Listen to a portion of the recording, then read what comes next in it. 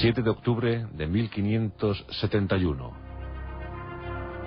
Estamos ante la mayor ocasión que vieron los siglos, en palabras de don Miguel de Cervantes y Saavedra. En el Golfo de Patras, más conocido por todos como Lepanto.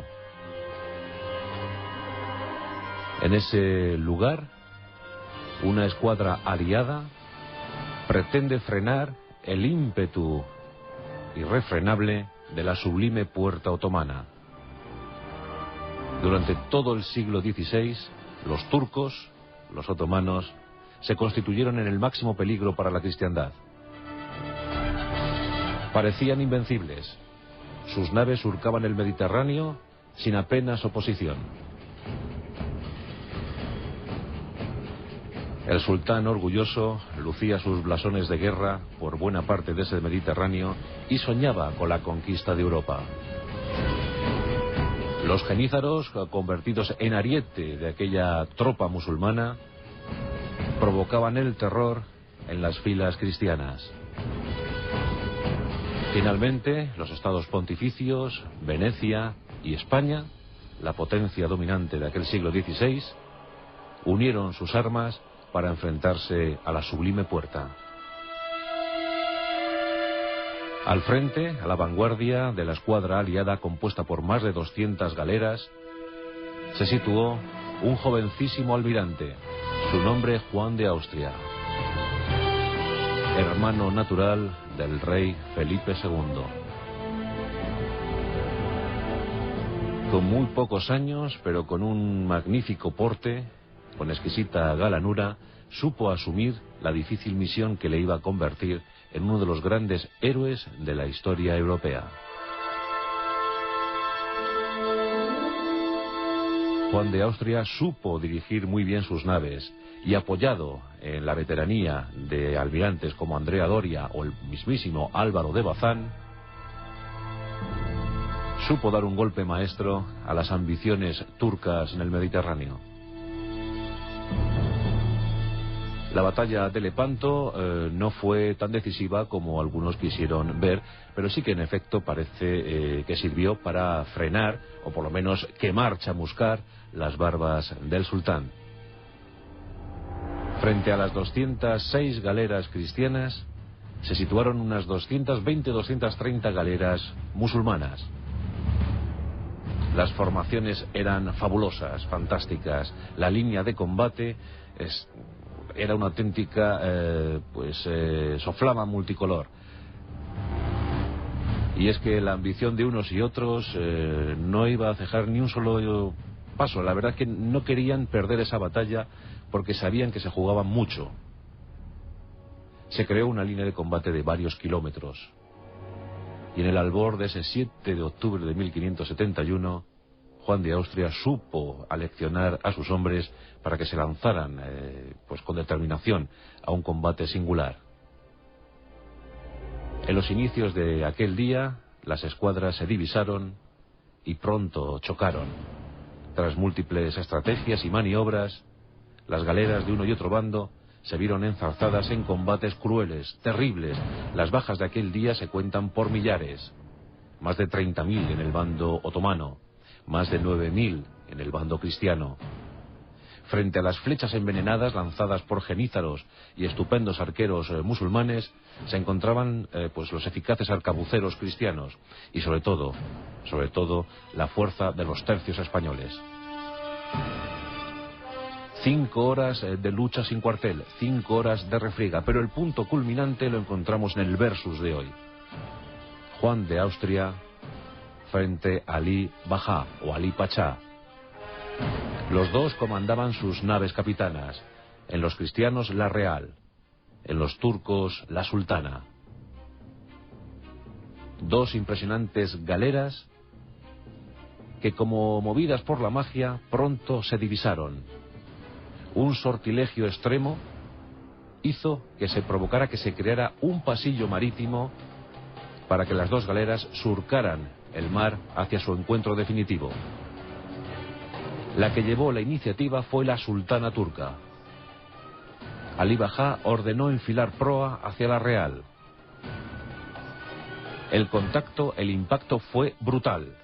El espolón de proa de la nave musulmana consiguió atravesar 4 hileras de bancos donde remaban los galeotes, la chusma, como se decía entonces. Las dos naves quedaron unidas en un destino común. Finalmente, el colosal, el brutal impacto, el brutal choque, consiguió hacer una plataforma de combate de más de 110 metros de longitud. En el bando cristiano, Juan de Austria contaba con el apoyo de unas pocas galeras que le iban a suministrar hombres, municiones y sobre todo esperanza.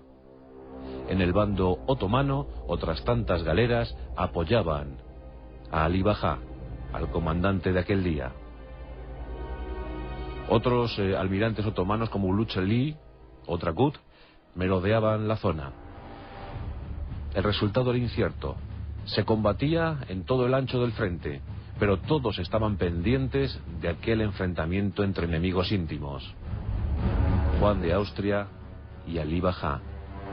Durante minutos, tensos minutos, aquella plataforma de combate se convirtió en un auténtico infierno. Flechas, nubes de flechas desde un lado, arcabuzazos, certeros tiros desde otro. Los muertos se podían contar ya por cientos. Ofensivas por parte cristiana, contraofensivas por parte musulmana. No se sabía bien qué podía ocurrir. Cada refuerzo, cada galera que llegaba para apoyar a uno u otro bando, constituía pues una nueva ofensiva, un nuevo contraataque y decenas de muertos tras él. Nadie quería abandonar. Nadie quería rendirse. Sabían que la suerte de aquel día, de aquella batalla, se estaba celebrando entre la sultana y la real. Los hombres de Juan de Austria avanzaban implacables. Los arqueros de Ali Bajá rechazaban causando una enorme mortandad con sus flechas envenenadas. La masacre era continua. La sangre de los muertos teñía el mar que rodeaba a la real y a la sultana. Pero finalmente los balazos y la fuerza de los tercios españoles se fue imponiendo. En una ofensiva, muchos hombres, muchos soldados españoles saltaron a la sultana y comenzaron a cercar las posiciones donde se encontraba Ali Bajá. Los hombres del turco lucharon hasta el final. Su guardia personal le escoltó hasta la muerte. Hicieron pagar muy cara la osadía española. Pero en el puesto de mando de la sultana había quedado solo Ali Bajá con unos cuantos leales. Los arcabuceros españoles apuntaron bien y comenzaron a disparar. El almirante turco recibió 7 impactos de arcabuz y aún así continuaba luchando. Era un auténtico tigre humano. No quería abandonar este mundo sin llevarse por delante a unos cuantos enemigos españoles. Pero finalmente el sultán turco fue abatido y cayó al suelo. Un soldado marbellí, un soldado español malagueño llamado Andrés Becerra, se apropió del blasón de guerra turco y un galeote seccionó la cabeza del musulmán. El último gesto de este combate tremendo, desaforado, fue el galeote enseñando la cabeza cortada de Ali Bajá a Juan de Austria. Este, en una acción que le honra, no quiso hacer mofa de aquella cabeza y ordenó al galeote que la lanzara al mar. Juan de Austria mostró cierto asco ante la acción del galeote, no quiso aplaudirla. De esa manera también se rindió homenaje al enemigo que con tanto ardor había luchado. El desastre para la escuadra turca fue total. De las 230 galeras, unas 180 fueron hundidas, apresadas, solo unas pocas consiguieron regresar a puerto. Y en ese puerto fueron desarboladas en territorio turco a fin de evitar la captura de los cristianos. Se pensaba que los cristianos podían llegar hasta tierra turca. e iniciar allí una suerte de ofensivas, pero no lo hicieron. Juan de Austria ordenó regresar a puerto seguro para evaluar las pérdidas. Casi 9.000 soldados habían muerto en combate o víctimas de las flechas, del veneno, de las heridas.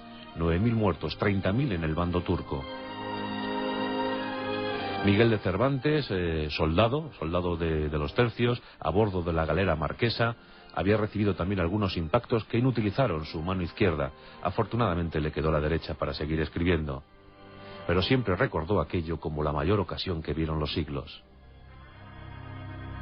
Y nombres para la historia: Andrea Doria, Juan de Austria, Álvaro de Bazán, Miguel de Cervantes. Pero no olvidemos que los turcos también se batieron con gloria. Y que prosiguieron con sus conquistas por el continente. Eso sí, no volvieron a ser un peligro real en el Mediterráneo. Y la suerte de aquella acción decisiva, la victoria de aquel día, se la debemos a Juan de Austria y a sus valerosos tercios. Hoy en nuestros enemigos íntimos de la historia, dos bravos guerreros: Juan de Austria versus Ali Bajá.